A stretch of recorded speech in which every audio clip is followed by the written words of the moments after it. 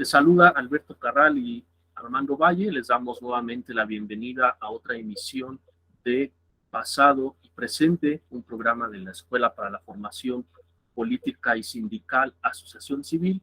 Esta vez tenemos el privilegio de tener a grandes voces autorizadas, especialistas en un tema que para el grueso de la población se ha vuelto tan natural y tan cotidiano que en la mayoría de las ocasiones no se perciben sus efectos. Nos referimos a los cuidados, concretamente a la distribución de la carga de trabajo de los cuidados como aquellas actividades que generan bienes, que generan servicios para favorecer el bienestar físico y emocional de las personas y que se producen cotidianamente en los hogares, pero también fuera de ellos, ¿no? Estos cuidados llegan a ser imperceptibles, no se ven, pero se siente su ausencia, ¿no? A pesar de ello, hay una falta de reconocimiento social. Estos trabajos realizados dentro y fuera de los hogares son fundamentalmente llevados a cabo por mujeres. Muchas de las veces, las protagonistas de estas historias, que insisto, no se ven, son mujeres jóvenes, pero también las hay de edad avanzada, son mujeres migrantes, son mujeres de clases populares, son mujeres que llegan a tener baja escolaridad. Hay una diversidad de personajes, de personalidades que intervienen en esta forma de organizar a la sociedad. Se han vuelto sentido común algunas opiniones para justificar esta desigual distribución de la carga de trabajo de los cuidados. Algunas de las opiniones que se han vuelto sentido común y que han servido para justificar o naturalizar esta forma de organización social son las de el instinto maternal de las mujeres son cuidadoras por naturaleza, entre otras cuestiones. Así que vamos a escuchar a nuestras invitadas, que son especialistas en la materia. Vamos a conocer sus perfiles, por favor. Muchas gracias, Alberto. Pues sí, efectivamente, bienvenidas y bienvenidos a todas las personas que nos ven y nos oyen a este nuevo episodio de Pasado y Presente. A continuación, daré a conocer la semblanza de cada una de nuestras invitadas. Comenzaré por Carmen Contreras. Ella es socióloga por la Facultad de Ciencias Políticas y Sociales de la UNAM y especialista en políticas públicas, evaluación de programas sociales y planeación territorial con perspectiva de género por la Flaxo. También es directora de la consultora en desarrollo urbano Perspectiva IG, es columnista en temas de ciudad, cuidados y desarrollo inmobiliario y fue servidora pública en áreas de movilidad e igualdad de género. En el caso de Mayra Rojas, ella es doctora en Ciencias Sociales y Políticas por la Universidad Iberoamericana, es directora y cofundadora de Paz Cívica AC, asimismo es integrante de la Red Latinoamericana de Sistemas Sociales y Complejidad. Además, es docente tanto en la Facultad de Ciencias Políticas y Sociales de la UNAM como en la Escuela de Ciencias Sociales y Gobierno del TEC de Monterrey. Finalmente, en el caso de Angélica, ella es candidata a doctora en antropología por el CIESAS, la Ciudad de México, es maestra en sociología política por el Instituto Mora y licenciada en estudios latinoamericanos por la UNAM. Sus líneas de investigación son los estudios sociales de cuidado, los cuidados al final de la vida, la sociología de los problemas públicos, así como la antropología jurídica y de las justicias. Ellas tres forman parte del Seminario de Investigación Sociología Política de los Cuidados.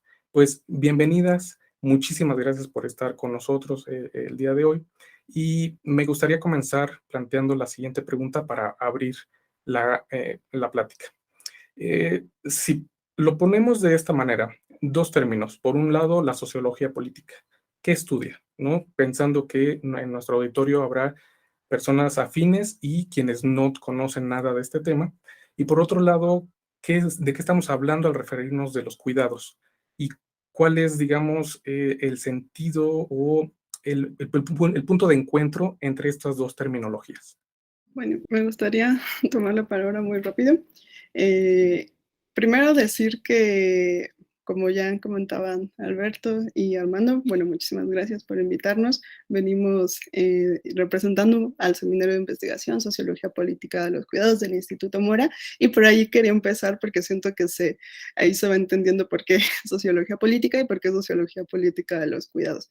Nuestro seminario lo fundamos junto con la doctora Itzel Mayans y yo, y luego hicimos una convocatoria a la que se sumaron Carmen, Mayra y otras compañeras, y recibió ese nombre porque se construyó en el marco de la maestría de Sociología Política en el Instituto Mora, ¿no? Donde Alberto Carral y yo somos egresados, y un poco la idea era empezar a discutir los estudios sociales del cuidado, pero enmarcadas en las líneas de investigación de la maestría, ¿no? Porque un poco surgió desde allí, ¿no? Pensar la problemática de los cuidados, que tenía que ver con la acción colectiva, con las organizaciones sociales, con las instituciones políticas, ¿no? Con las políticas públicas, los problemas del desarrollo, la memoria y la historia política, que son como temas fundamentales, quizá no de todas las sociologías políticas, pero sí de las que discutimos en el Instituto Mora, ¿no?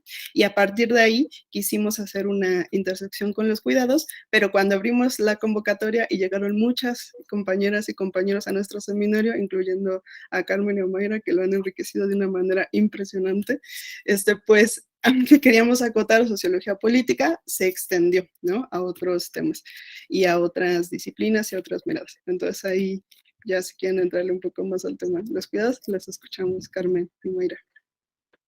Sí, efectivamente, sociología política de los cuidados, porque los cuidados como una tarea cotidiana, como un trabajo, como algo que ayuda a la reproducción social en los hogares, en las familias y más allá, es visto cotidianamente como algo común, normalizado, que existe ahí y que todo mundo lo aprovecha. Sin embargo, cuando analizamos desde la sociología política, esto se vuelve una red compleja de relaciones de poder, de jerarquización, de agendas políticas y públicas, y también de problematizar desde una ética comunitaria.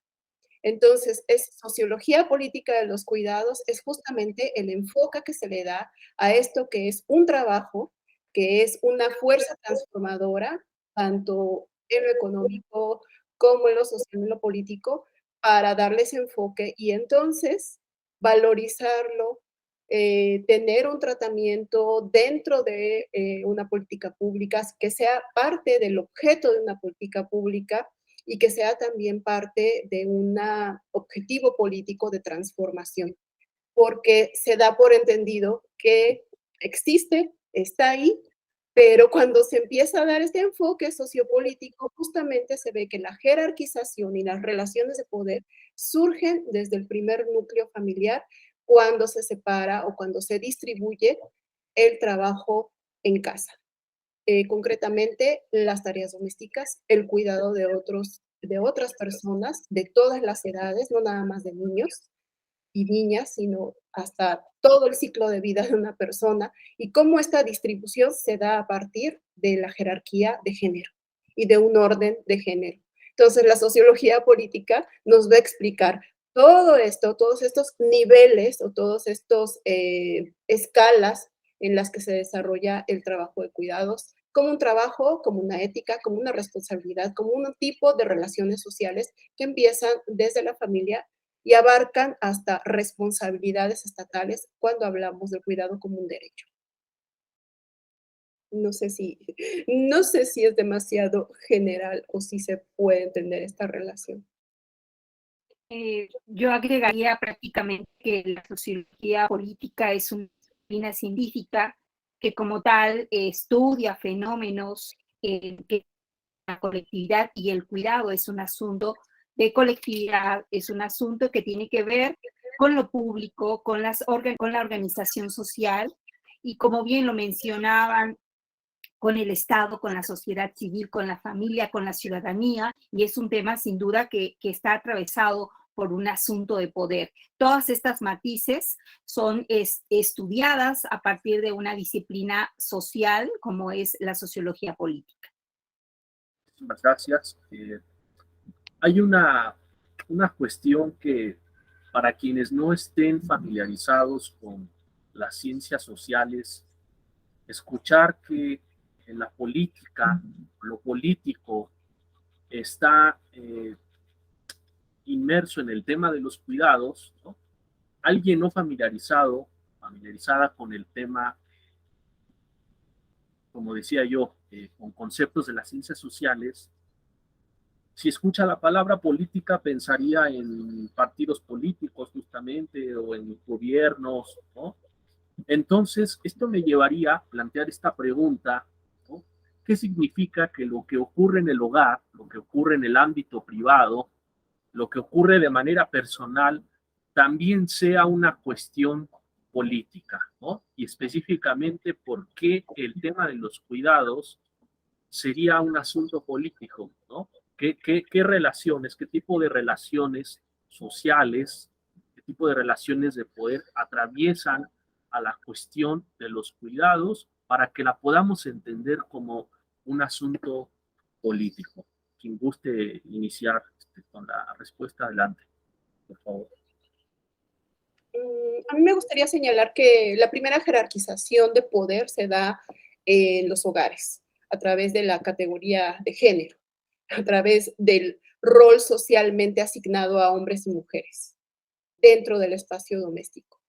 Y en donde por esta cuestión cultural, simbólica, de construcción dentro de sociedades que empiezan a desarrollarse, es la asignación social de los hombres en el espacio público, haciendo, digamos, en el ágora, para usar estos términos clásicos, en el ágora, en la discusión pública, las mujeres en el oikos, en el espacio doméstico, en la casa, en el cuidado de los hijos y las hijas. Entonces, esa es la primera jerarquización que hay como relación de poder. Y en este sentido, empieza a construir todas estas estructuras más allá del espacio doméstico y se va haciendo este orden de género. Entonces, es algo eminentemente político cuando hablamos de esto. Entre el oikos y el ágora, esta separación de lo público y lo privado, tajante a partir del género, empieza a construirse y a desarrollarse el concepto de civilización. Y esto va a permear más allá del concepto moderno de los derechos humanos, ¿no? La primera planteamiento de los derechos humanos era un planteamiento desde la perspectiva masculina y su participación en el espacio público. No se consideraba a la mujer porque no participaba en las deliberaciones públicas, dado esta separación de lo público y lo privado y el trabajo, que esa es la perspectiva más marxista, por decirlo así, ¿no? De la escuela marxista. Para alguien que no está familiarizado con las ciencias sociales, yo le podría decir, hay que entender que esta es la base y la génesis de esa división, esta distinción por el género. Y en la cuestión del desarrollo cultural, lo simbólico, las asignaciones por naturaleza.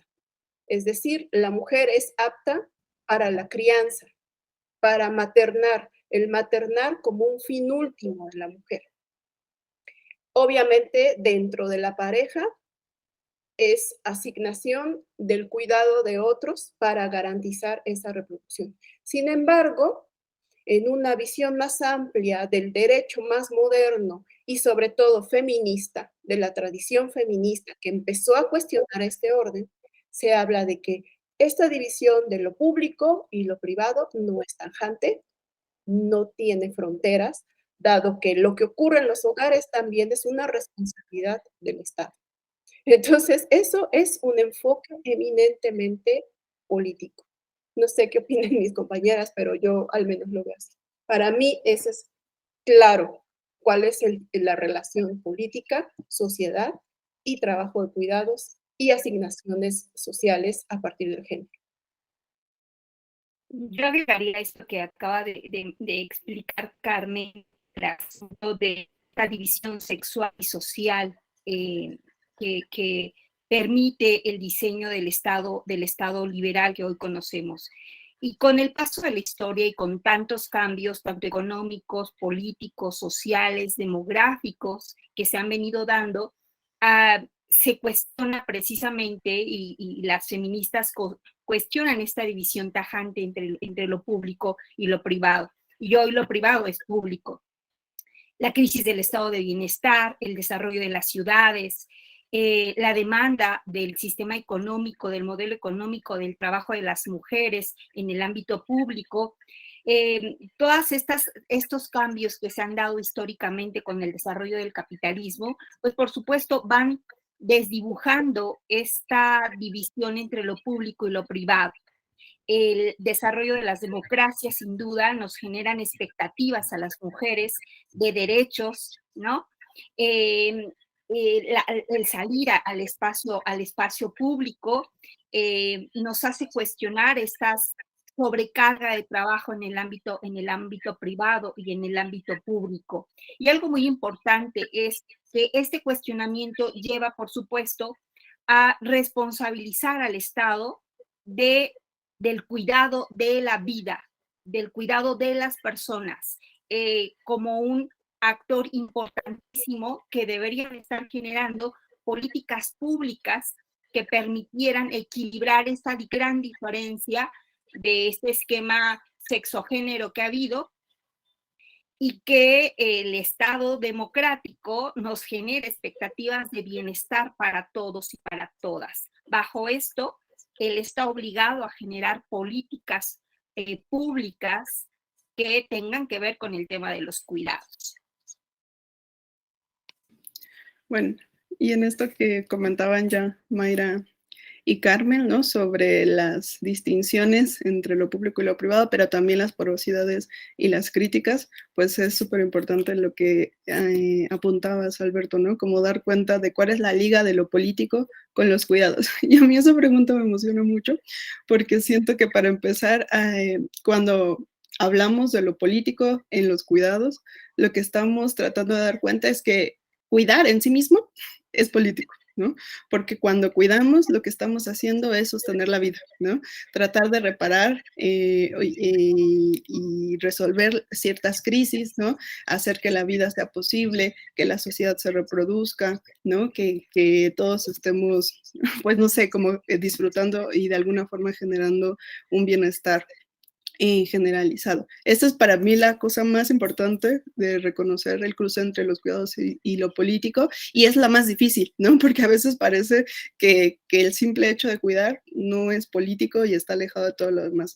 Y después se pueden ir haciendo otras profundizaciones, ¿no? Por ejemplo, hacemos el cruce de los cuidados con lo político cuando denunciamos o cuando visibilizamos o cuando criticamos todas las desigualdades y relaciones de poder que están organizando la forma en la que cuidamos y no cuidamos en nuestras sociedades, ¿no? A quién se le asigna el cuidado y quién, como dice la teoría social de cuidado, y quién puede ser un irresponsable privilegiado del cuidado, ¿no? Incluyendo a los hombres, al Estado, al mercado y a las comunidades, ¿no? Y siento que lo político ahí sigue como floreciendo, ¿no? Porque justamente a partir de esas críticas, de esas visibilizaciones, ¿no? De esas resistencias, también se van generando otras formas de cuidar, ¿no? Politizar los cuidados implica decir cuidar es político, criticar las desigualdades, pero también generar otras formas y otros proyectos donde intentamos construir condiciones más justas y más equitativas para cuidar, ¿no? Y eso.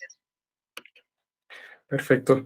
Pues sin duda es muy interesante el tema y la emoción con que lo comentan realmente se comparte, ¿no? Y llega, estoy seguro que muchas personas que verán el programa se interesarán un poco más en el tema. Y es que no es tan común hablar de estas dos circunstancias como lo hemos escuchado hasta ahora. Y pensando en esto que acaban de remitir sobre la diferenciación entre las circunstancias de género y cómo se le impone a uno con mayor peso el cuidado tanto del hogar como de las personas dentro del hogar, les pondría la siguiente cuestión. Y no tanto como una situación hipotética, porque es estadísticamente representativo que en el caso de las mujeres son quienes llevan más esta carga, pero pensando en este escenario, de una persona que a lo largo de diferentes etapas de su vida se ve ante la responsabilidad del cuidado. Es decir, ¿cómo es este proceso? Pensándolo ciertamente desde las ciencias sociales, hablando desde la sociología, ¿cómo es que se va interiorizando desde la niñez, la adolescencia, la juventud y la vida adulta, ya sea que sea todo un proceso o en alguna de estas etapas, pues el deber de estar a cargo de los cuidados? Y por otra parte, ¿qué sesgos cognitivos o prejuicios de género atraviesan la distribución de la carga de cuidados en las familias mexicanas? ¿Quieres Yo iniciar creo algo, Mayra? ok. Yo creo que hay muchos actores que participan en la educación, en la formación simbólica, cultural, de esta división sexual y social de la carga de cuidados, de trabajo de cuidados.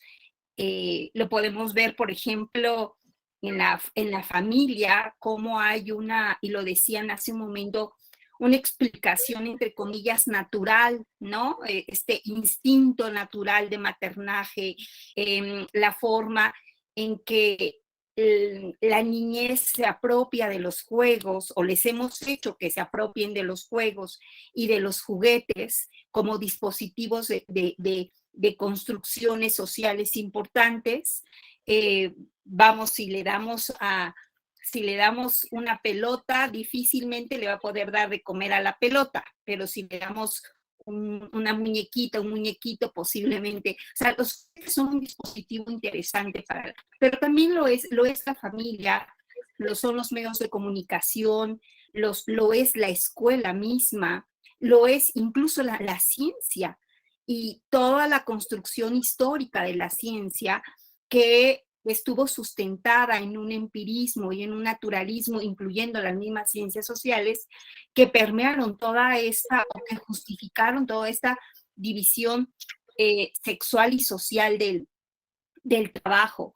Creo que los retos para las sociedades actuales son muchos en torno a cómo ir debilitando todos estos imaginarios sociales, cuando además políticamente el modelo de cuidado se centra en la familia, que ya también se explicaba hace un momento, donde asumimos que está ahí la primera responsabilidad del cuidado.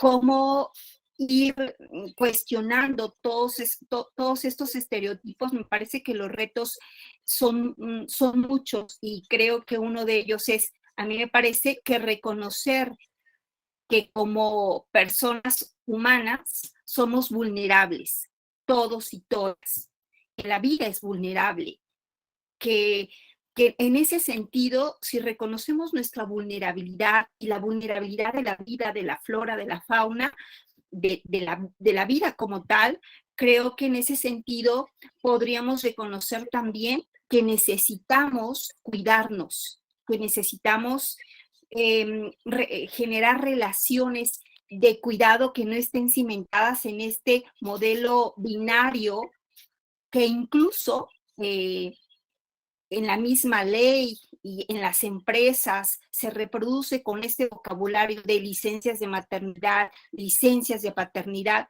cuando pareciera que solamente la madre o el padre son aquellos posibles personas que puedan cuidar, y no, creo que los humanos, las humanas necesitamos cuidarnos, y como bien lo decían, en todo el ciclo de la vida. O sea, no se trata solamente de etapas de vulnerabilidad, y creo que en la pandemia lo vivimos.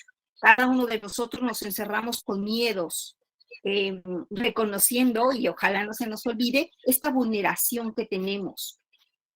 Entonces creo que habrá que reconocer que no es este contrato social donde somos libres, donde somos autónomos, sino que somos interdependientes.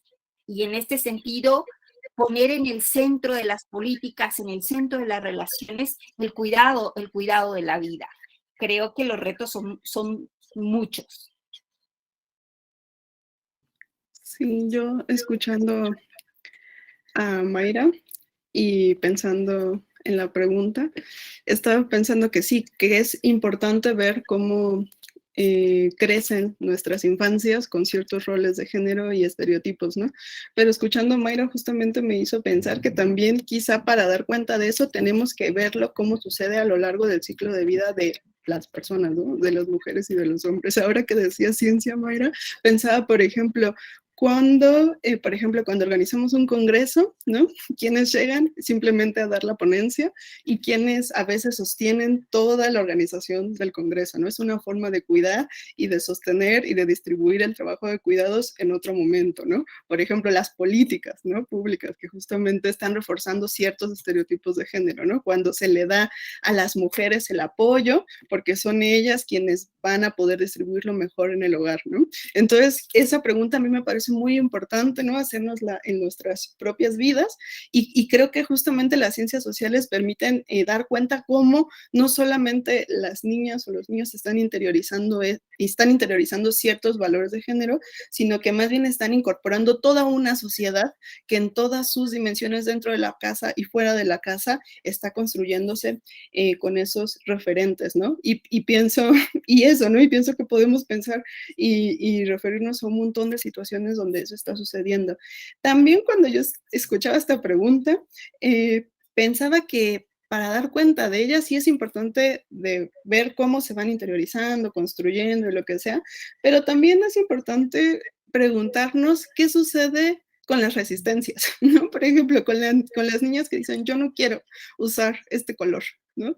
Yo no quiero este juguete, ¿no? Y cómo quizá esa interiorización no es tan lineal y tan fácil, ¿no? Como dar cuenta, eso también siento que nos ayuda en las ciencias sociales, ¿no? Y nuestras reflexiones en el día a día. ¿Cómo estamos resistiendo a los roles de género, ¿no? Cómo de pronto, no sé, ahí pienso en mi propia mamá, ¿no? O sea, cómo ella formada en ciertos roles de género decidió que sus hijas no van a cuidar por obligación, ¿no? Y les está impulsando a cuidar, a elegir si quieren cuidar o no cuidar, ¿no? Y pienso que una explicación sociológica para saber cómo hubo ese tránsito con alguien que se interiorizó con ciertos roles, pero los está desmenuzando de otra forma en sus propios cuidados, ¿no? En sus procesos de maternaje. Y pienso que también eso nos permite preguntarnos qué sucede cuando, ahora estoy pensando más en las mujeres, ¿no? En las niñas, las adolescentes y las mujeres en diferentes momentos de nuestra vida, decidimos no cuidar, ¿no? ¿Qué pasa alrededor cuando decidimos no cuidar? ¿Cómo se nos responde cuando decidimos no cuidar? ¿Y cómo nos sentimos cuando decidimos no cuidar? O cuando decidimos cuidar de otras maneras, ¿no? ¿Dónde quedan esos lugares? De pronto, por ejemplo, pienso en eso, ¿no? ¿Qué sucede cuando sí queremos cuidar, pero no queremos cuidar bajo todas las desigualdades que eso implica? Bueno, yo la verdad pienso, ahorita que las escucho, pienso sí en la tradición sociológica, en esos grandes paradigmas, el weberiano, por ejemplo, ¿no? Weber sobre la dominación patrimonial y sobre cómo se construyen las estructuras de dominación, que tuvo que ser cuestionado por el propio feminismo, porque decían, bueno, sí, Weber hizo toda una construcción teórica sobre la dominación, pero otra vez, pensando en un sujeto universal que es el hombre, ¿no? Como medida de sus reflexiones. Y en este sentido vino el feminismo a decir, bueno, sí, sí es útil hablar de la dominación y cómo se da, pero desde el género vamos a darnos cuenta que la dominación viene en distintos sentidos. La reproducción de las pautas culturales por un grupo hegemónico, que en este caso, con el enfoque de género, es lo masculino sobre lo femenino. La dominación patrimonial, ¿quién hereda las fortunas? ¿Quién hereda desde la dote? ¿Quiénes pueden ser propietarias de la tierra? ¿Quiénes son reconocidas como ciudadanos? Pues las mujeres no. Entonces, esa es otra forma de dominación no patrimonial, pero sí desde el género. Entonces, estas reflexiones feministas, apoyarse en esas teorías sociológicas, pues nos dan muchos elementos para pensar. Un sistema de dominación fue la educación que nuevamente separa cuál es la educación que debe recibir la mujer, cuál es la educación que debe recibir el hombre, y además en distintos ciclos de su vida, cuál es el papel a desempeñar para garantizar esa reproducción de la dominación y de las hegemonías. Entonces, la mujer niña tiene una función, que es el aprendizaje de cómo va a cuidar de otros en el futuro y cómo va a garantizar la reproducción de la vida a partir del matrimonio. Y en otra etapa de vida, cuando es madre, y cuando envejece simplemente se vuelve invisible y se vuelve una carga para la sociedad, ¿no? Esa es finalmente una forma de, una de tantos brazos que tienen estas estructuras de dominación, la educación a partir de una expectativa social y de que se reproduzca un modelo de sociedad.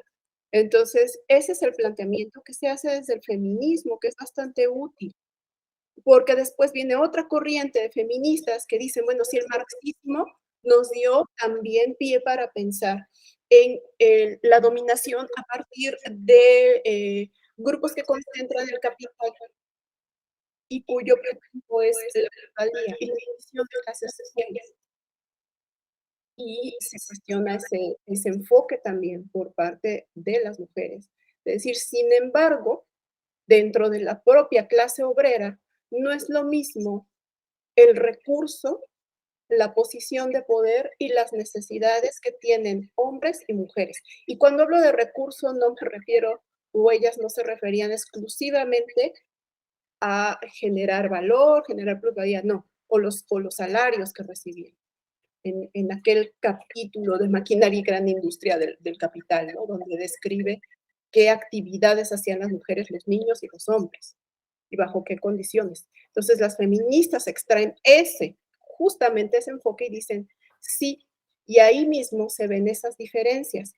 Los recursos de tiempo, y esto es fundamental para entender los cuidados, el recurso del tiempo no es igual dentro de la propia clase obrera para mujeres y para hombres. Las necesidades dentro de la propia clase obrera no son iguales para mujeres y para hombres, porque las mujeres dentro del espacio doméstico están visibilizando otras cosas que cubrir para garantizar la reproducción y aparte se van a la fábrica a trabajar para reproducir infinitamente el ciclo del capital. Y en cuanto a poder, no es lo mismo la tribuna que se le ha dado a la clase obrera que la tribuna que se le da dentro de la propia clase obrera a las mujeres. Y ahí, bueno, están los trabajos maravillosos de Flora Tristán, que cuestionó al marxismo, cuestionó a Engels y dice, bueno, sí, el marxismo dio el enfoque de la lucha de clases, pero el feminismo o las posturas como mujeres es que nosotras dentro de la propia clase obrera hemos estado también en una jerarquía inferior, donde los recursos son menores y desde ahí viene otro planteamiento. Los cuidados.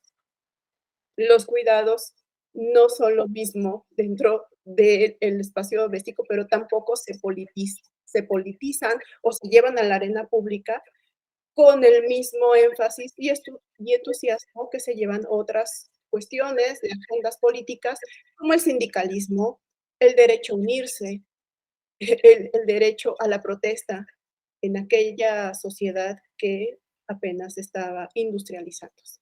Entonces, es muy interesante ver lo que sí la teoría sociológica nos dio muchos elementos, pero fue el cuestionamiento feminista de esas teorías y a veces echar mano, ¿no?, de algunos planteamientos para entender, para llegar al punto de entender el trabajo de cuidados como un asunto eminentemente político y no de afectos, de amor, de solidaridad, de que, bueno, yo cuido porque ese es mi papel y el afecto nos mueve y la maternidad es algo natural. Muy interesante estos planteamientos que nos han compartido. Han dejado ver esta articulación de lo público, lo privado, esta interdependencia, como mencionaba Mayra, entre hombres y mujeres, y cómo el marxismo, por mencionar un ejemplo, ha entendido la cuestión de género, sobre todo durante los años 60 y 70 del siglo pasado, todas las luchas terminaban subordinadas a la cuestión de clase, ¿no? Lo importante era primero resolver el problema de clase y ya después veíamos qué hacíamos con lo demás, ¿no? Y si bien es cierto, estas asimetrías sociales que ustedes han puntualizado de manera magnífica no nacen con el capitalismo, sino que son anteriores a él, pero lo cierto es que el capitalismo, en cierto modo, sí ha aprovechado, ¿no? Ha incorporado estas formas de organización social para reproducirse a sí mismo, ¿no?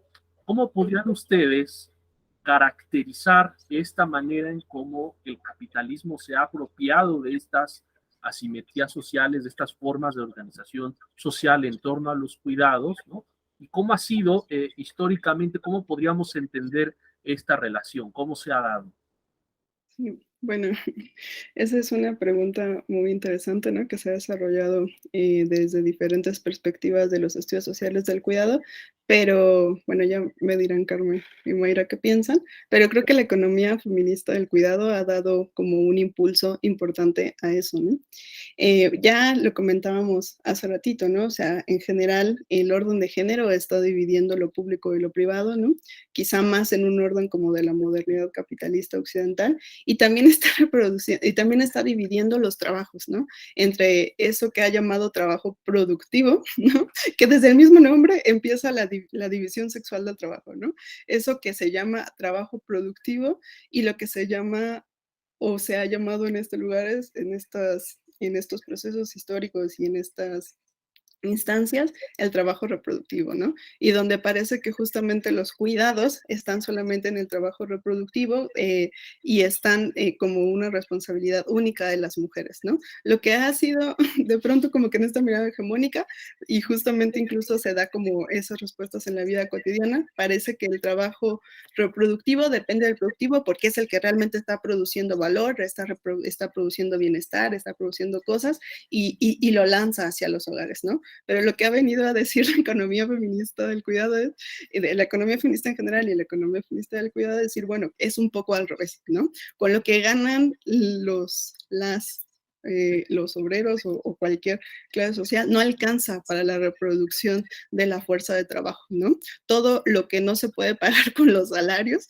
realmente se está sosteniendo y produciendo por el trabajo reproductivo, el trabajo doméstico y el trabajo de cuidados, ¿no? Entonces, toda esa instancia, tanto la fuerza de trabajo, pero también el propio capitalismo e incluso el propio Estado, está siendo sostenido por el trabajo que se hace en los hogares, el trabajo doméstico, pero también el trabajo de cuidados, ¿no? Y ahí la cuenta es dar, como que el reto es dar cuenta por qué si eso sucede, justo como decía Mayra y Carmen y también Alberto, ¿no? ¿Por qué no lo vemos, ¿no?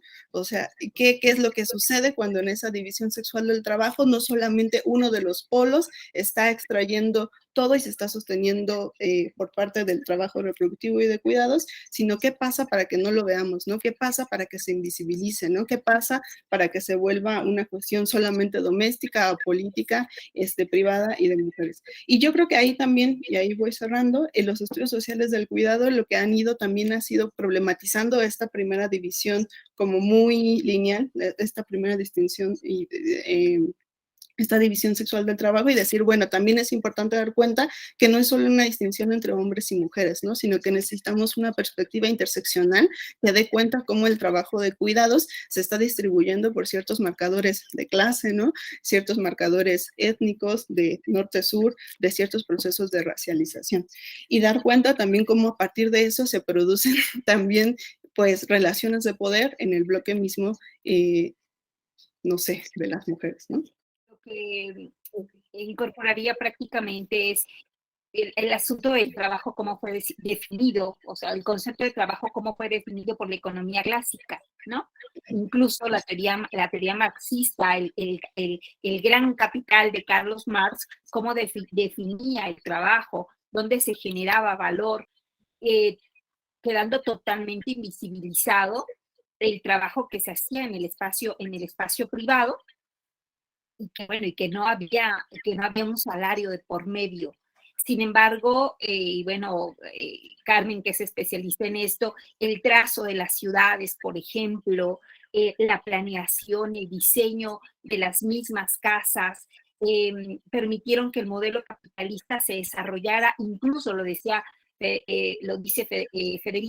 Silvia Federici, de manera más veloz gracias a la participación de las mujeres que en el espacio privado permiten la reproducción de la vida y con ello la perpetuación de las jornadas de trabajo, del trabajo como tal.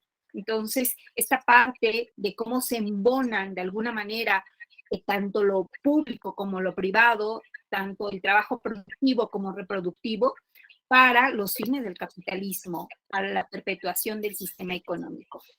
Definitivamente, si vamos a hablar de lo que ha sucedido dentro del desarrollo ulterior del capitalismo, con el trabajo de cuidados, es una agudización de las desigualdades, es una crisis que ya se preveía desde los años 90, en que simplemente es dejarle todo al mercado, al dejar hacer, dejar pasar, a la oferta y a la demanda, y en donde pues el trabajo de cuidados se vuelve subsidiario.